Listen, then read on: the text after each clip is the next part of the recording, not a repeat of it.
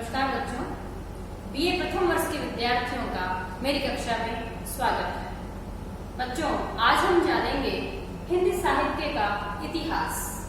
हिंदी साहित्य का इतिहास अर्थात जो विषय हम पढ़ने जा रहे हैं हिंदी साहित्य को, तो ये जो साहित्य है इसका इतिहास क्या है। इतिहास माने ऐसा ही था या ऐसा ही हुआ, यानी तब से लेकर अब तक कितना कुछ हिंदी के अंदर लिखा गया है, रचा गया है और रचा जा रहा है।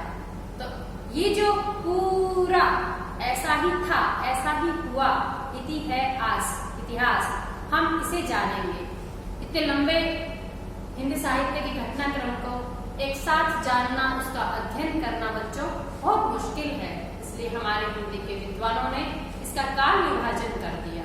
समय सीमा के अंदर थोड़े थोड़े टुकड़ों को ले लिया, उनकी प्रवृत्तियों को देखकर, उनकी विशेषताओं को देखकर और उसका काल विभाजन करते हुए हिंदी साहित्य को प्रमुख रूप से 4 भागों में बांटा गया है। ये भाग है हमारे आदिकाल, भक्तिकाल, रीतिकाल और आधुनिक काल। इसको हम सूत्र के रूप में याद करना चाहें तो यूं कर सकते हैं, आ भरी आ। आपको याद रखना पड़ेगा, पहला आदि माने शुरू, आदि का शुरू करना होता है और अंत में आधुनिक का। आज जो चल रहा है वो आधुनिक का, आ भरी आ। अब इसकी जो समय सीमा जो तय की गई है बच्चों, हिंदी साहित्य के इतिहास में ये जो समय सीमा है वो है 1050 से आदिकाल की समय सीमा 1050 से 1375 विक्रम संवत। अब प्रश्न उठता है, विक्रम संवत क्या है? आप लोग अंग्रेजी कैलेंडर के अनुसार हम सभी चल रहे हैं, जिसमें जनवरी फरवरी महीने हैं, जिसमें संडे मंडे ट्यूसडे वार है और उसके अंदर वर्ष है। अभी चल रहा है 2020 ईस्वी सन, ईसा के नाम के आधार पर जो सन का नाम रखा गया है। बच्चों, ये जो कालगणना है समय की, ये कालगणना हमारे पूर्वजों ने भारत देश के अंदर बहुत पहले कर ली थी। इसीलिए तो भारत विश्व गुरु रहा है और हिंदी का जो अपना वर्ष है उसका नाम राजा विक्रमादित्य के नाम पे रखा गया है। विक्रम संवत कहते हैं जिसे। जब हमें काल गणना करते हुए हमारे पूर्वजों को गिनती करते हुए समय की 57 वर्ष बीत गए, तब ईस्वी सन की गिनती शुरू हुई है। अतः ईस्वी सन में और विक्रम संवत में 57 वर्ष का अंतर रहता है। यदि विक्रम संवत को ईस्वी सन बनाना हो तो इसमें से आप 57 वर्ष घटा दीजिए, अर्थात 57 वर्ष घटाने के बाद ये सन क्या है, 1050 क्या रहेगा, 993 ईस्वी सन। ये ईस्वी सन बन जाएगा क्योंकि ईस्वी सन हमसे पीछे चल रहा है। आप नाम से भी याद रख सकते हैं, ईस्वी 2.5 अक्षर, सन 2, विक्रम 3.5, संवत 3.5। यानी हमारा जैसा नाम बड़ा है वैसा ही हमारा संवत भी बड़ा है। ये भी हमारा जो काल गणना है ये भारतीय काल गणना, हिंदी की काल गणना है। अतः ये समय सीमा है आदिकाल की, आदि माने शुरू का जो काल था उसकी समय सीमा ली हमने 1050 से 1375 विक्रम संवत। दूसरे हिंदी साहित्य के काल को नाम दिया गया भक्ति काल। ये मैं नाम वो बता रही हूँ जो बाद में सर्वमान्य हो गए, हालांकि नामकरण को लेकर एक अलग से व्याख्यान होना है। भक्ति काल जो है जिसमें प्रमुख धारा को देखा गया कि साहित्य के अंदर प्रमुख धारा कौन सी चल रही है, यानी भक्ति की धारा बह रही थी। अतः इस काल का नाम सर्वमान्य से भक्ति काल रखा गया। और भक्ति काल की जो समय सीमा है वो बच्चों 1375 विक्रम संवत से 1700 विक्रम संवत रखी गई है। अर्थात इस काल के दौरान जिन जिन कवियों की रचनाएं आती है, जिन लेखकों की रचनाएं आती है, वो भक्तिकालीन साहित्य कहलाता है। भक्ति काल के बाद तीसरा जो साहित्य आता है, तीसरा टुकड़ा वो है रीति काल। रीति हम कहते हैं हमारी रीत नहीं है, ऐसे ही रीति यानी बंधी बंधाई एक परिपाटी जो परंपरा चली आ रही है उसे हम रीति कहते हैं। हिंदी साहित्य के अंदर भी एक छंद, एक अलंकार, एक काव्य के शब्द, उनको रचने का तरीका, रस, इन सबको लेकर काव्य रचना किस प्रकार से रची जाए उसका नाम रीति रखा गया। अतः जो रीति काल की समय सीमा है वो केवल 200 वर्ष है। 1700 विक्रम संवत से लेकर 1900 विक्रम संवत की जो समय सीमा है, इस काल को हिंदी साहित्य में हम रीति काल के नाम से जानते हैं। चौथा और अंतिम जो हमने खंड किया है हिंदी साहित्य के इतिहास का, वो है आधुनिक काल। आधुनिक काल की जो समय सीमा है वो बच्चों 1900 विक्रम से लेकर अद्यतन आज तक आधुनिक काल चल रहा है। क्योंकि आधुनिक काल बहुत लंबा हो गया है और इस दौरान जनसंख्या भी अधिक बढ़ गई, लिखने वाले भी खूब हो गए हैं, तो उसी के आधार पर रचनाओं की अपनी एक जो आदत है, रचनाओं की जो अपनी प्रकृति है, उसकी एक विशेषता है, उसके आधार पर अलग अलग समय को लेकर आधुनिक काल के भी कई टुकड़े हम देखते हैं हिंदी साहित्य के इतिहास में, जिसमें भारतेंदु युग से लेकर आधुनिक नई कविता तक, साठोत्तरी कविता तक उसके कई कालखंड हमारे सामने आते हैं। तो हिंदी साहित्य का जो इतिहास है बच्चों, वो प्रमुख रूप से 4 भागों में विभक्त है, जिसे पहले काल को हमने आदि काल नाम दिया, यह आचार्य प्रसाद द्विवेदी द्वारा दिया गया मान्य नाम है। ये जो बीच के 2 टुकड़े हैं, इसको मध्यकाल नाम भी दिया था, आचार्य रामचंद्र शुक्ल ने नाम दिया था मध्यकाल। मध्यकाल में भी जो पहला टुकड़ा है वो पूर्व मध्यकाल, और जो बाद का टुकड़ा है रीतिकाल, ये है उत्तर मध्यकाल। तो इन दोनों कालों को हम मिलाकर भी मध्यकाल भी कह सकते हैं। तो हमारा आदिकाल, मध्यकाल, आधुनिक काल। मध्यकाल के 2 टुकड़े भक्ति काल और रीतिकाल, आ ह री आ। और इसकी समय सीमा, इसको बच्चों यूं समझ लीजिए कि अंग्रेजी कैलेंडर के अनुसार वर्ष की जो गिनती होती है उसे ईसवी सन कहते हैं, हम विक्रम संवत कहते हैं काल गणना।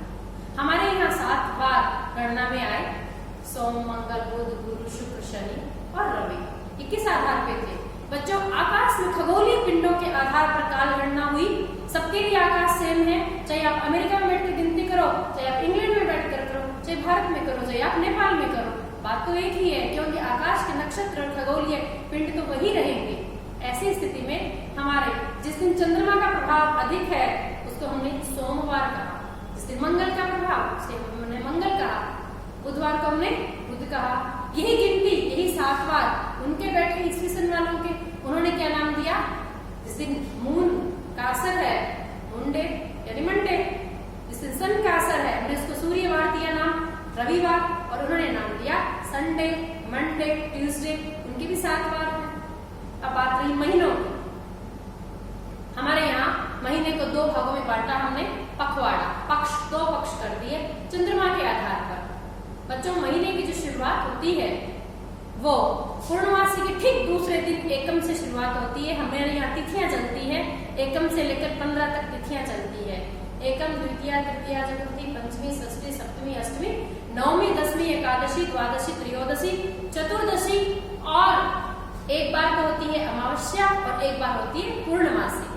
तो हमारा हिंदी महीना जब शुरू होता है, और हमारे हिंदी महीनों के नाम आप अच्छे से जानते होंगे, चैत्र, वैशाख, ज्येष्ठ, आषाढ़, श्रावण, भाद्रपद, आश्विन, कार्तिक, मार्गशीर्ष, पौष, माघ और फाल्गुन, ये हमारे 12 महीने हैं हिंदी के। और ये महीनों में प्राय 29-30 दिन होते हैं, इसमें 31 भी हो जाते हैं। अब आकाशीय नक्षत्रों की स्थिति के आधार पर ही महीने निर्धारित हुए।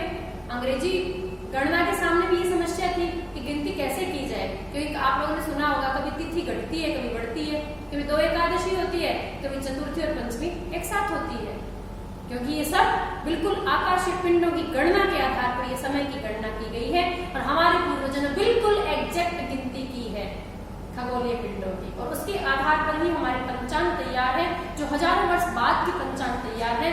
किस दिन सूर्य ग्रहण होना है, किस दिन चंद्र ग्रहण होना है, ये सब पहले से तय है, उन्होंने गिनती करके निकाल रखा है। और इसी के आधार पर हमारे 12 महीने हुए, और 12 महीने में 2-2, एक हर महीने में 2 पक्ष में एकम से शुरुआत होती है महीने की, और महीने का मध्य का दिन अमावस्या होता है, यानी चंद्रमा घटाव पे होता है। जब वो घटाव पे होता है, घट रहा होता है, कृष्ण पक्ष की तरफ बढ़ रहा होता है, इसीलिए शुरू के 15 दिन वाला जो पखवाड़ा है उसे हम कृष्ण पक्ष कहते हैं। और बाद में अमावस्या के तुरंत बाद जो एकम है, तब वो चंद्रमा बिल्कुल चमकीला पतली सी लाइन से वापस शुरू होता है, और बढ़ते बढ़ते बढ़ते पूरा गोल हो जाता है, हम उसे पूर्णमासी कहते हैं। पूर्णमासी का मतलब महीना भी पूरा हो गया है, वो हमारा शुक्ल पक्ष होता है। 15 दिन कृष्ण पक्ष, फिर 15 दिन शुक्ल पक्ष। तो इस प्रकार से हमारे महीने की गणना होती है और हर 3 साल बाद में एक अधिक मास होता है, क्योंकि खगोलीय पिंडों की स्थिति एक जैसी नहीं है। घटती और बढ़ती रहने की वजह से गिनती में दिक्कत आती है। उनको हमने हर चीज को आध्यात्मिकता से जोड़ते हुए हमने उसको एक अधिक मास का रूप दे दिया। और अंग्रेजी गणना ने क्या किया, उस गणना को और एग्जैक्ट करने के लिए उन्होंने किसी महीने को 30 का रखा और किसी को 31 का किया। उसमें भी दिक्कत आई, 2 महीने लगातार 31 के करने पड़े तो उनकी भी दिक्कत आती है। फरवरी जो होती है वो 28 की होती है और उनके भी हर 3 साल बाद फरवरी 29 की आ जाती है, हर चौथे वर्ष के लिए होता है। तो बच्चों, इसका कारण ये है कि जो खगोलीय पिंडों की जो स्थिति है उसके आधार पर जो गणना की गई है, उस गणना को हमारे पूर्वजों ने पहले कर लिया था, 57 साल पहले कर लिया था।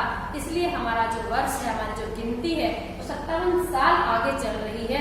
इसलिए हम उस वर्ष को विक्रम संवत के नाम से जानते हैं और हमारी तिथियों को हम एकम, द्वितीया, तृतीया, चतुर्थी के नाम से जानते हैं। और हम जो भी व्रत, उपवास, त्योहार मनाते हैं हिंदी के, वो बिल्कुल हिंदी की तिथि के आधार पर मनाते हैं। घर में आपकी माता बहनें जो चौथ का व्रत करती है वो 4 तारीख का नहीं करती है, वो चतुर्थी तिथि का करती है। अभी आप जो आने वाली श्रावण की जो शुक्ला पूर्णमासी आएगी, रक्षाबंधन मनाओगे, वो किसी तारीख के आधार पर नहीं, आप तिथि के आधार पर मनाओगे। ऐसे ही होली, दीपावली, ये सब हम तिथि के आधार पर मनाते हैं। ईद मनाते हैं हम चंद्रमा की स्थिति के आधार पर मनाते हैं, हम तारीख से नहीं मनाते हैं, ध्यान रखना।